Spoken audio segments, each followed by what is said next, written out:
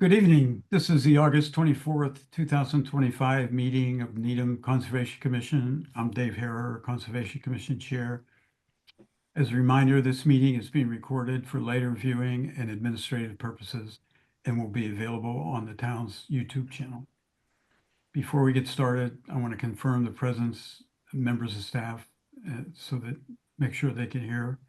When I call your name, please respond. Sue, Here. Clary, Here. Reed, Here. Bill, Here. Fred, Yes. Paulina, Here. and Chair is here. Deb. I see Deb's here. I think she's having microphone issues right now. And Tim. And here. All right, so everybody's here. That's great. All supporting materials have been provided to the commission members and are available on the commission website. Here are some ground rules for our meeting. I'll open each hearing on the agenda and then introduce the applicant and/or their consultant to begin project presentation. After conclusion of the applicant's presentation, I'll call on the staff and then the commission members to provide their comments or questions. Please raise your hand or wait until your name is called. After comments or questions from the staff or in commission, I will solicit comments from the public. Please raise your hand if you wish to comment. Please wait until the chair yields the floor to you, state your name before speaking, and mute your phone or computer when not speaking. Finally, each vote taken in this meeting will be conducted via roll call vote. Okay, before we get started, I'd like to thank Tim for preparing the agenda with his commentary. I found that very, very helpful and save some time. And I think that's great. I noticed it too, and very, very helpful prepreration. Oh, good. It was actually Hopefully that'll come to you guys twice a month. All right. Do we have any minutes for this meeting? I got a comment about the minutes. I haven't received the minutes for the past few. You hear me? I know that. Yes, yes, we can. Okay. I know that Sue reviews them, but I think they should be distributed or at least put on the site. Okay. Yeah, Sue did make some comments on the last ones that we sent back to Kristen. We haven't gotten back her draft yet. Yeah, happy to circulate them to everyone. Don't want too many cooks in the kitchen, but we will send them around. Okay, next item, we have enforcement and violation update for 27 Bell Lane, revised planning plan. We had previous discussion on this and the applicant or the owner had agreed to revise the plan. So we have Paul McManus here. Yes, we do. Sorry, I was having some IT troubles, but I'm here. Thank you. Yeah. So Paul, do you want to give us a quick overview of?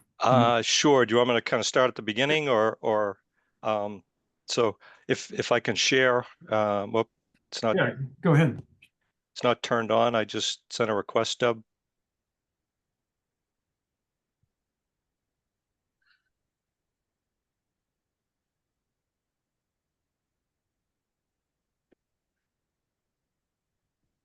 So just to remind people, this is 27 Bell Lane, which is the first house on the left coming in from Charles River Street. There's a vernal pool right next to Charles River Street. This plan shows 50 and 100-foot buffers off the vernal pool. In addition to that, there's a CR that was put on the property that, excuse me, comes up to this area outside the buffer zone. And the Savinors, who are the owners of the property, weren't aware of this, and they did some clearing within the CR. This is the area that I've outlined in red. This is some photos that I took last March. So this is, I guess this one's probably the best here. This line, this red line here is the right-hand edge of the CR. As you can see, there's some clearing. This is the tree line over here. This is a picture just from the sidewalk looking in, but this one is a little more meaningful. There's an area, there's a gas main easement that runs along Bell Lane. There's this grass area in the front. Here's a couple pictures of the existing woods, and I wasn't on the property beforehand. The owners tell me it looked pretty much like this, so I'm just providing some of these pictures just to give you a sense of what's there in the unaffected area. This is one tree that they actually, as part of this, they're hoping to get approval to cut this off, leave it as a snag, but it's obviously leaning and susceptible to falling, so they've asked to do that. Initially, they had told me they provided an invoice from the tree service for cutting of 6 trees. We had proposed to do that. The commission asked us to bump that up, essentially triple it. So that is what we've done in the revised planting plan that you have. So I've actually proposed 20 trees, 2.5-inch caliper. And one of the commission members, I don't remember who, had suggested that we include some early successional species in there, which we have done. Great. What's there in general is pines and oaks. It's pretty well drained, sandy soils. And you'll see I've structured this because I'm always nervous about the ability to, if we get too specific on a planting plan, things get balled up if somebody can't find a particular thing. So I've structured this to give a little bit of flexibility within that. So again, 20 2.5-inch saplings. In addition, I'm proposing 50 upland shrubs. 1-gallon container upland shrubs to go in the understory. Obviously, this area, will get more sun than it used to. Again, I've structured this in the same way, that there'd be at least 3 of these species with 10 of each. I put in that language so you can't get 49 of one thing and 1 of something else. And then, excuse me, in addition, I've specified some upland native seed mixes. I should have said before the planting, they're required to put in, I believe I said 6 inches of topsoil spread throughout the area. Then the plantings, the leaning tree, I've proposed that be cut and left a 10-foot tall snag. All the cut material from that would be saved and just spread out as kind of to mimic forest woody debris. So that's it at 100 miles an hour, but I'm happy to answer any questions. All right, great. Any commissioners, or let me just ask the staff, Tim or Deb, do you have any comments? I don't have any comments. Deb, you're on mute? I can't hear you. Give a thumbs up or a thumbs down. No, all right. Any of the commissioners have any comments? I think it sounds great. All right. Anything else? Do we have to vote on this? Oops, Clary, you got your hand up. Hi, Paul. Thank you for doing this. I think I was a little bit harsh at the beginning when you presented the original restoration plan. I think this covers all the areas. Out of curiosity, the red line or where the CR limits are, how far is that from the physical building? Like the distance between the building and where the restriction begins? At this point, as I recall, it's about 8 or 10 feet. I have that in my notes somewhere, but it's on that order. Okay. And is this the only access they have to go to the backyard, or I'm trying to figure in, what would be a preventive measure for the future, if you will? Is this a regular access point for them? Is 8 to 10 feet suffice the needs? I mean, that would certainly be enough to get, lawn mowing equipment and Okay. even if, there's a swimming pool in the backyard, Maintenance. if they needed to get a pickup truck back there for that, there's enough room for that. Okay, so that was my question, that with this new planting scheme and restoration plan, we can, maintain it over time without the restrictive, space for the family to continue their business. I think it's great. It's great work. Thank you. Thank you.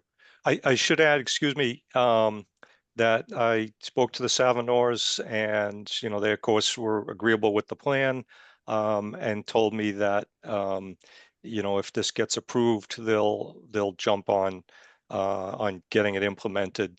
I said, well, you don't want to, this is a tough moment to plant right now. It'll probably take a little time to get it lined up, but they said they would get it done expeditiously. Thank you. All right, Fred, you have your hand? Yes, thanks. Yeah, I mean, actually, the fall is a pretty good time to plant trees. I don't know about the shrubbery, but it's a really nice list of trees and shrubs that you've put together. And I just wondered if you had an idea about protection from herbivores and whether other commissioners or staff have any suggestion on that too, because my experience is that the rabbits will really, they like the native plants, and if you can protect them for a little while, then they get established. But so that was my comment. Yeah, I think, thank you for that. I think, in my experience, that the deer are, for the shrubs, the deer are a bigger threat than the rabbits. And Yeah. I'm sure there's deer in this area, and I would expect we're going to get some deer browsing. But short of putting up a fence or putting up, containment around every plant, I think that's just inevitable. Yeah, it may be. Okay. All right, Tim, you have your hand up? Yeah, so a couple quick things. One, to Fred's point about protecting them. The rabbits over the winter do like to gnaw on that inner soft bark, which, kills it from the bottom up. So you can do that white sort of spiral wrap around the base of the shrubs just to make sure that first winter or so doesn't, they don't get girdled by the rabbits. But that's, not protecting the whole thing, just the rabbit height at the bottom. And another thing to Clary's point about potential protection in the future, the commission might want to discuss the permanent demarcation with those small circle markers, so that, let's say 50 years down the road, another homeowner that may not have known that you put all this time and effort into this restoration might go through the same Groundhog Day. So that's one thing for the commission to consider. Thank you. Well, I thought that the markers were already part of the plan there. Maybe I misread it, but yeah, that's a good idea. Also, we were gonna, or should we have like a 1 or 2 year recheck, or I forget what we call it, that we typically put in an order of conditions to, make sure that the things, the plantings become established. Um, I agree. So I got a couple questions. One, do we need to have a formal vote on this? And two, do we issue some kind of, pseudo order of conditions? If Mr. Chairman, if I may, this is not a public hearing. It's not a filing. Yeah, no, We're, understand. they're reacting in response to an enforcement order. So I guess I would, for the record, I think it would probably good to have something in the record that the commission is agreeable. You have a specific document with with a title and date. So I think that would, I think that would make sense for everybody. Yeah, okay, so, and we can issue a letter or something that says, that, we would want to. Yeah, I think that would be fine. And you know, then just we'd want to report in like 1 or 2 years, like whatever's appropriate, as far as the condition of the plantings. okay. That's not a surprise to me. Okay, so any other comments, Sue? Yeah, just quickly. I do agree with Tim. If there aren't, if it hasn't been established already, that there probably should be markers there. 1, 2, rabbits do love the shrubs in the winter, and I think Tim has a great idea there. And 3, the 2-year monitoring plan. Okay, so why don't we plan on, let's have a vote that, at least to demonstrate that we're all in agreement with the plan, and then, Tim or Deb could issue a letter outlining the things that we had basically discussed, namely the markings, the protection, lower level, and the monitoring plan. Does that sound good? Yeah. All right, so somebody want to make a motion to accept the revised plan for 27 Bell Lane? So moved. Second, Okay, let's vote. Sue, Aye. Clary, Aye. Bill, Aye. Fred, aye. Tim, oh, excuse me, not, Reed, Aye. and Paulina, Aye. and the chair votes aye. Okay, well, thank you, Paul, and, thanks to the owners for responding to our concerns. Yeah, thank you. I know they're watching. So Good. It So sounds there- won- It I'm could sorry. be, it sounds wonderful. Great. I hope so. I look forward to seeing it myself over a couple years. So Okay, great, thanks. thank you very much. Have a good night. Thank you. Okay, next item on the agenda is 64 Winfield Street. They don't have a DEP file yet. At the last meeting, we continued the hearing because of some insufficient information in their notice of intent. And so basically, they haven't provided that information, so we want to continue the hearing to our next meeting, which is, anybody know? September 11th. September 11th. Yeah. September 11th. So can I have a motion to continue the hearing for 64 Winfield Street to September 11th? So So moved. moved. Second. Okay, I second. let's vote here. Sue? Sue? Aye. Aye. Clary? Aye. Oh, aye. Bill? Aye. Fred? Aye. Reed? Aye. Paulina? Aye. And the chair votes aye. Okay, next item is 0 Locust Lane. This is the Guernsey Sanctuary. The main issue was they hadn't notified the abutters. That's still in process. For your notes, Tim, we don't have to open this hearing. That's right. The abutter notifications didn't make the deadline, but they were sent out. So if anybody is here for the Zero Locust Lane, the Gurney Reservation or Sanctuary Reservation, sorry, project, that one will be officially opened at our next hearing on September 11th. And the Zoom link that you received in the mail for this meeting won't be the same Zoom link for the September 11th one. So I'll refer you to our website where either under the agenda section or the materials for upcoming meeting section will have the updated Zoom link effective September 2025. Okay, thanks, Tim. All right, that concludes the hearings. So we have a couple of requests for certificate of compliance. The first is 131 Oxbow Road. Do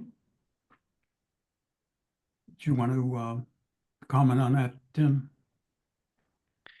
Yeah, so Deb and I went out there and everything looks according to the submitted plans.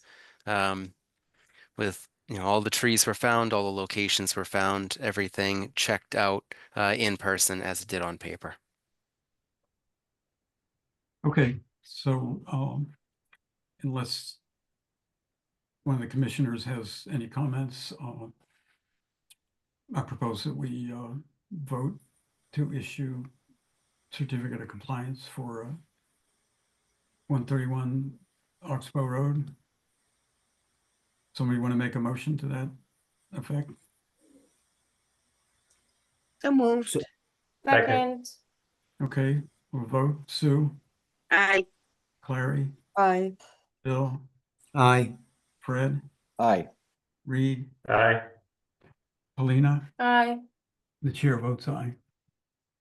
Okay, the next request for certificate of compliance is 159 Mark Tree Road. Again, Tim, could you? Yeah, so this one was interesting. The order of conditions, no work was done. So this the draft certificate of compliance I have is very simple. It's just a checked mark box that this work never commenced. The work was for the removal of trees and grading of an area with a replanting plan of natives. But I was able to go out there and find the trees in question, which I confirm are still on the property. The work has never been done. So this would just be to close out an expired order of conditions for work that's never been done. Okay, so what does that exactly does that mean? That we can't issue a certificate of compliance? It is a certificate of compliance, but it's specifically marked that this is just to close out the order of conditions, and they receive an order of compliance saying the work was never done. So why should they get a certificate of compliance if they never? Because they'll have that order of conditions on their deed forever, and they decided not to go through with the project they had conditioned. Okay, so any comment? Commissioners? No? All right, so could we have a motion to close out the certificate? Or excuse me, Motion to provide certificate of compliance. Second. Okay, let's vote. Sue, Aye. Clary, Aye. Bill, Aye. Fred, Aye. Reed, Aye. Paulina, Aye. and the chair votes aye. Okay. Moving along, we have the wetlands protection bylaw. We had talked about making some changes to that and submitting that as a warrant article to the fall town meeting. which the warrant of which closes on September 9th. And so per Tim's recommendation, which I agree with, that we ought to try to, agree tonight on what we want to do here so we can vote on it. And then it can be submitted to the select board for, placement on the warrant. Although I will say that I don't feel that this is an urgent matter, and it could wait till the normal town meeting in the spring. However, I would like to see it on the fall town meeting. Sue, you have a question? Yeah, I think it's perfect how Tim has revised it. And assuming that the parties to receive the confirmations of the applications agree. And my only question is, does the effective date change, or does that stay the same at the end of the bylaw? The effective date of the bylaw, I'm not sure how. Does that change when you change? It could, or the, that's a question for the town clerk. Yeah, mean, no, I don't think that should change. I think that should just stay the way it is, because that's for work. That's basically for work that before the statute was enacted. Okay. Thanks, Reed. Yeah. All right. Any other questions? If not, then Yeah, I just want to add that it is an option to hold off and bring this up to the spring town meeting. Oh, nope, never mind. Debbie's saying no. all right. Whatever Deb says. No. No, seriously, I think it'd be good to get it in the fall town meeting. Now you're shaking your head? No? No, hold on. We're gonna All right, raise your try hand. to. Deb, raise your hand if you think it should be in the spring town meeting. Okay. I think, again, I don't think this is an urgent issue. I think that, Deb probably knows more. That's something we don't know. I think it's kind of an urgent issue to get Riverfront on there. I mean, if it's easy enough for the fall town meeting. Clary? There we go. Yes, I'm wondering, why did we delete the paragraph about coordinating with other boards? Because I probably missed that discussion, so I'm just curious. Yeah, I think the way the paragraph is written, it requires paper copies and whatever, and that's almost never done. And so I think the thought was we could streamline it and allow the applicants to submit electronic copies. Okay. But and as another point that Deb had mentioned previously, the Conservation Department circulates applications anyway to the relevant boards that really look at that stuff. And further, in our revised regulations, we're asking for applicants to clear their approvals with other boards like Planning Board or Board of Appeals or whatever before they come to us. Because we've had a couple cases with some prolonged discussions about a notice of intent and issuing order of conditions, and then they go to the Board of Appeals and get shot down, and like we wasted our time. So we're asking for the the various approvals to occur before they come to us. So along those lines, couldn't we just add a brief paragraph with that alone in of itself? So it's established in the bylaws, or Just say Because, what? The But what? it's in our regulations. Yeah, That, I that mean, they have to get the other permits okay, first. all right, got it. yeah, yeah. I think Debbie's on the phone. I think she might be trying to say something. No. I'm trying to be polite. I'm not. I'm being rude, sorry. Yes, thank you. I appreciate it. I don't know what is wrong with my microphone. Very frustrating. So I think that we should hold off until the spring. I don't think that we should bring it to the fall and rush it in. I think we should make sure that we go in with any revisions we might need and do it all at one time in the spring. Just my opinion. Yeah, that's fine. I guess, if, is there anybody that really feels this is urgent that we should do it now, or can we just take a beat and, you know, as Debbie said, try to get everything nailed down? Reed, you have your hand up, or was that? Yeah, I just have one minor comment, but sorry, I'm fine with following whatever Deb thinks is best here. Okay, Thank you. And I was trying to comment on the Bell Lane. They were supposed to put in a split rail fence at the beginning when they constructed that house that delineated that area. Ah, Yeah. So they definitely need to at least have markers there if they're not putting in that split rail fence. can we put that in the letter, or letter to them? Yes. Yeah. and Say, you want to have as, and you want to have a 2-year monitoring. yeah, I think that's, So I think that what we should do is actually send out an enforcement order so that we can state the requirements, including the monitoring.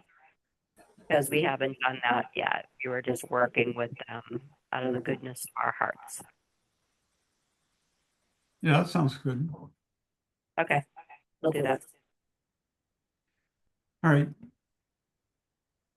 So we'll keep working on, we'll keep working on the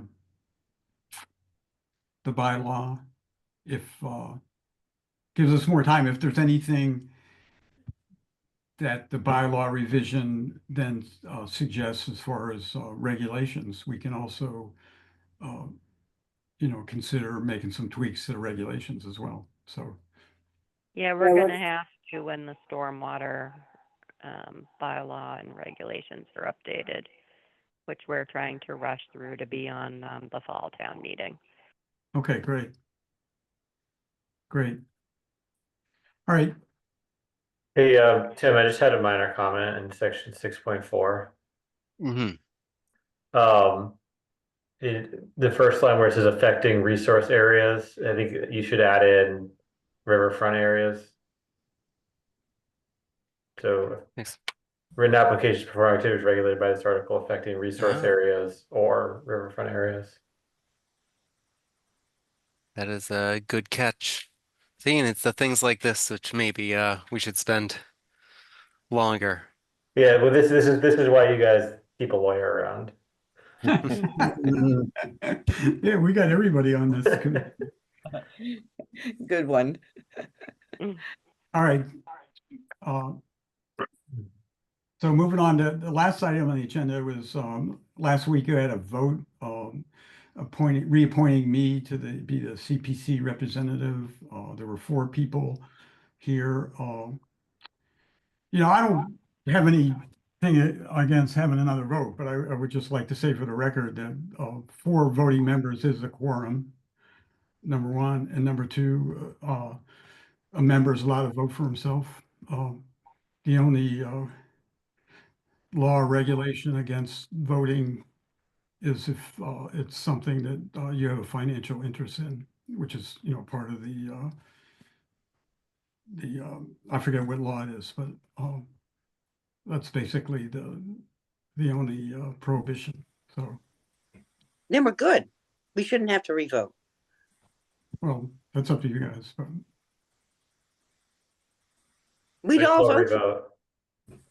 Okay, It will be unanimous, Dave, so. Right, If exactly. you want it to go on the record that it's unanimous, we I can do that for no, you. I don't care.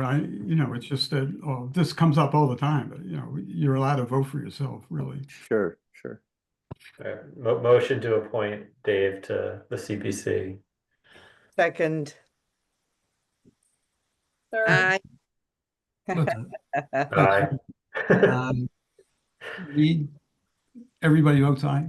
All right. Aye. We of do. course, All right, of course, record that in the minutes. unanimous. Unanimous. All right, thank you. Appreciate it.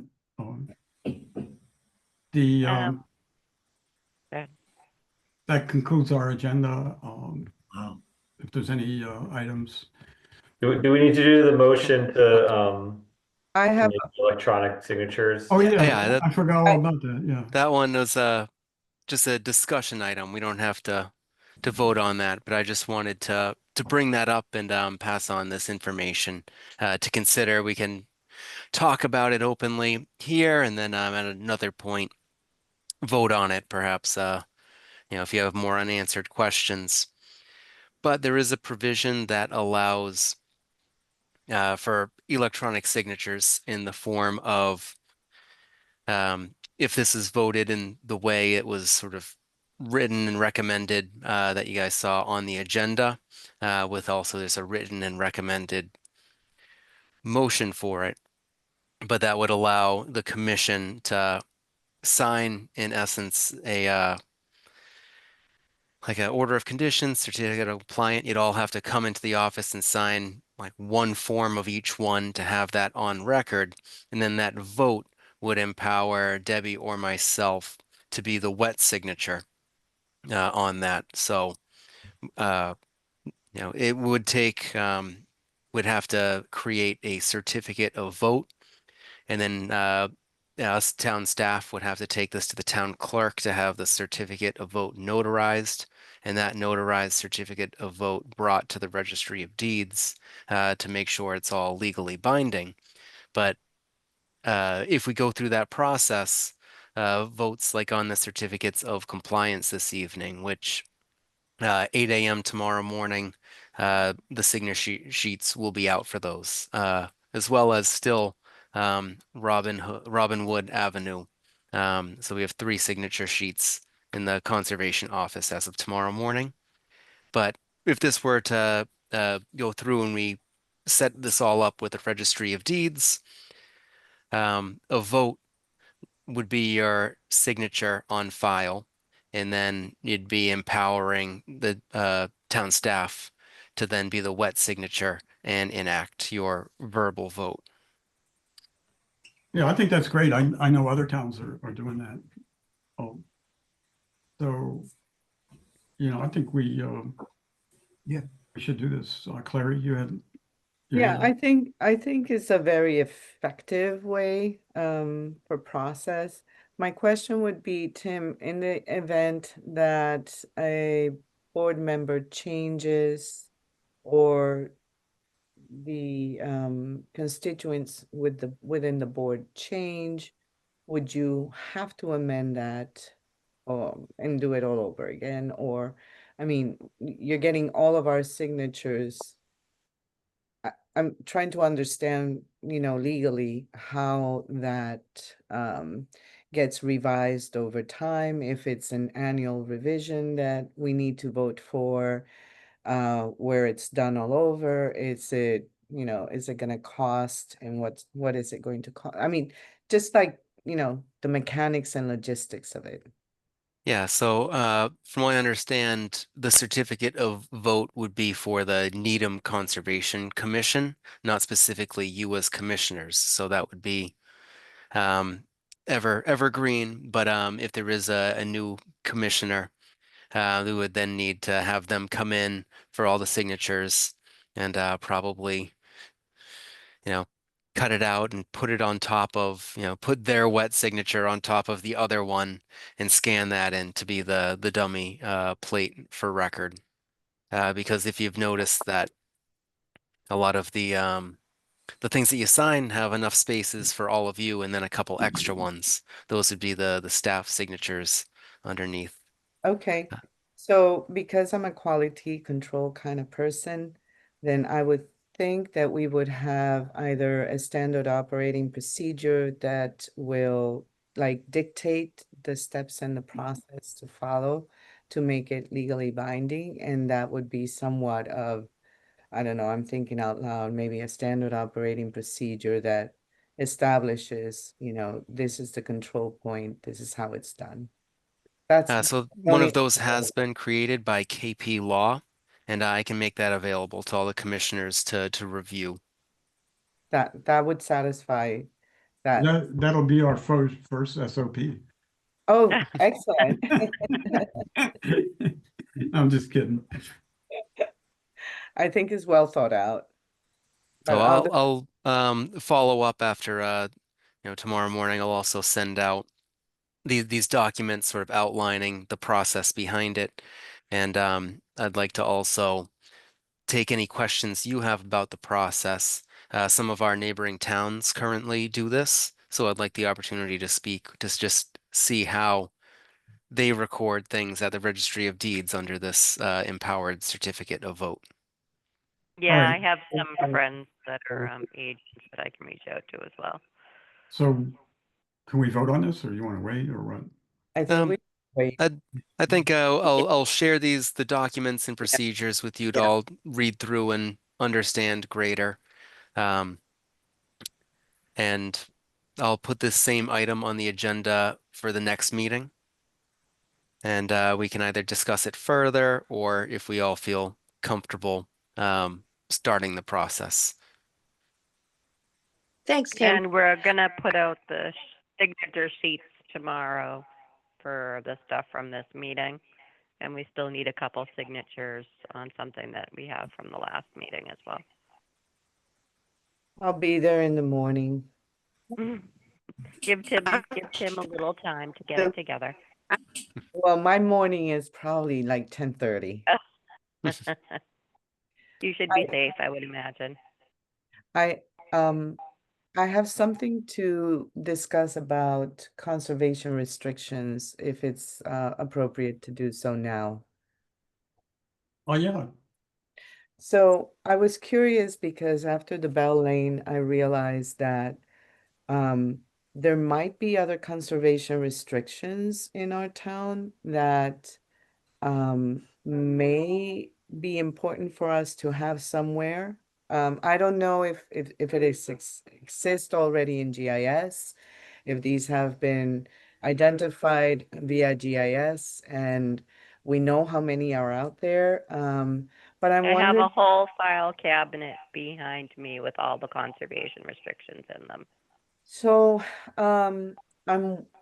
again, this is me thinking outside the box, but I'm wondering if those conservation restrictions can be digitally added to the GIS layer of our property boundaries.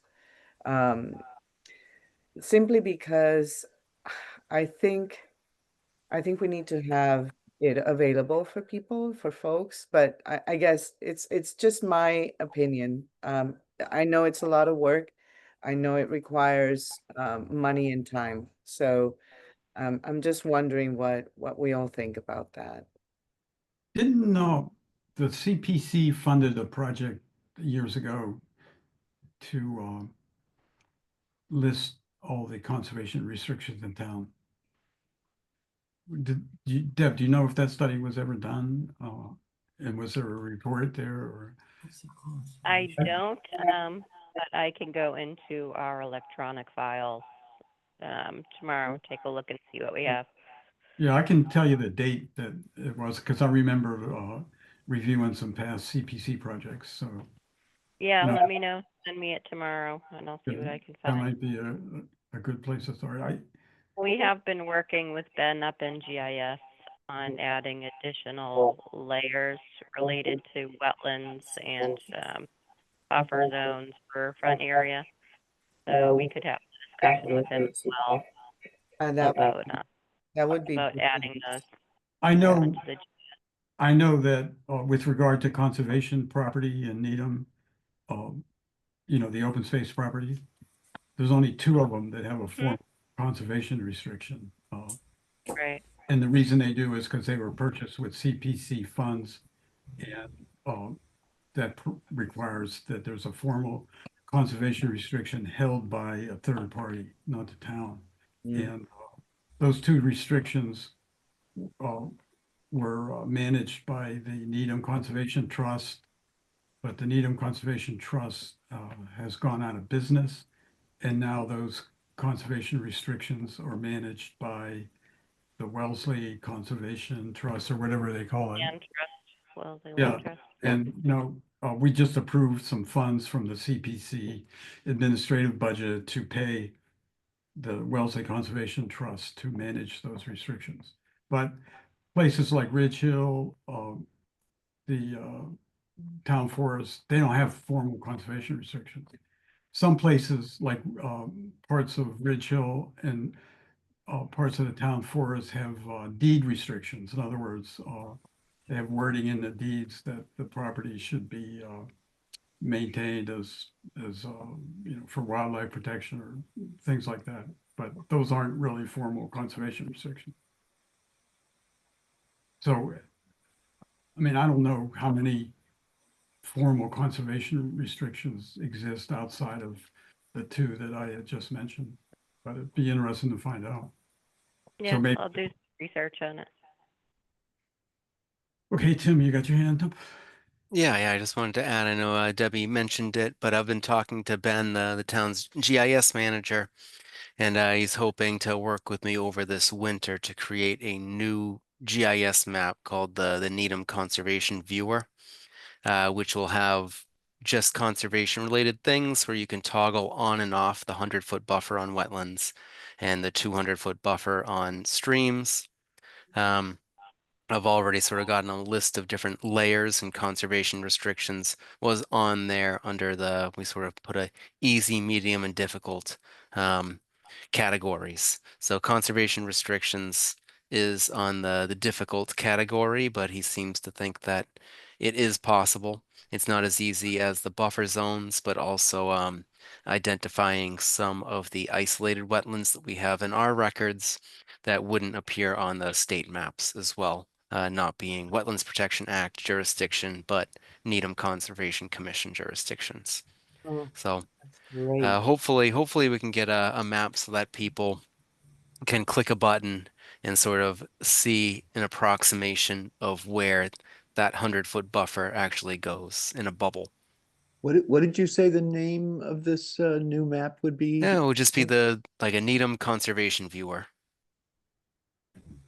Thank you. That's exactly what I was thinking, because I think the conservation restrictions might just, because they're tied to the deed, might not necessarily be that intuitive to people.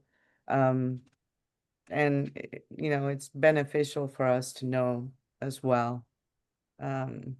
That So when we explains- have with private single family house lots where people have offered up a restriction or we've requested a restriction, they have to produce a site plan, and along with that and the language drawn up by a lawyer has to be recorded at the registry of deeds.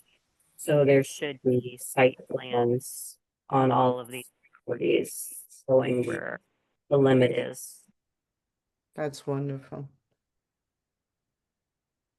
Okay, so that would be a work in progress then. Anything else? I just wanted to give Dave and Paulina the heads up that Dan Budaskamp, I can never say his name, Gutenkans? superintendent. He was looking for your contact information. They have some colored school working group that they want you both to be part of. And they have a meeting on September 10th at 8 in the morning at Emory Grover that they were hoping you could both attend. So they asked me for your contacts, which I did provide. I wanted to let you know. So they'll send out some notice on that. too. Yeah, it sounds like Dan will contact you guys personally. What about is it joining. for? He's the superintendent of the schools, right? Dan? Yeah, for it's the Pollard School project. They're redoing the Pollard School, either the same location, or they're gonna kind of take over DeFazio Fields and put it there. So they have several options, and they're kind of meeting with all the different chairs of the boards. Obviously, if they chose DeFazio, that would have a lot more repercussions in our jurisdiction than if they rebuild on the Pollard parcel. Okay, You said it was Wednesday, September 10th at what time? 10 in the morning. And will you be attending? Apparently they only chose certain staff for certain departments to be part of this working group. So I did tell Lee, who asked me for your information, that I thought that was a mistake, especially if they are looking at DeFazio. So, you know, I think it would be helpful, but at the end of the day, it's up to them. I have seen their presentation that they've given to other committees and commissions a couple times, going over the options, and have expressed that there is a lot of our jurisdiction and that they should meet with us sooner than later, because it might change the trajectory of their choice. okay. Anything else? Anybody? I'm going to go back to my vacation now. All right, thank you for Thanks, interrupting Deb. your Thank you. vacation. I wouldn't have missed it. And thanks, Tim, for doing such a good job and allowing me to go on vacation. No problem. I'm just glad that we can hear you now. Well, you wouldn't have been able to if you didn't tell me how to do this. So thank you. All right, great. So somebody want to make a motion to adjourn? I move we adjourn. Second. Second, all in favor? Aye. Aye. Aye. Opposed? Unanimous. All right, thanks, everybody. See you in a couple of weeks. Have a good See ya. close of summer. Yeah. Good holiday.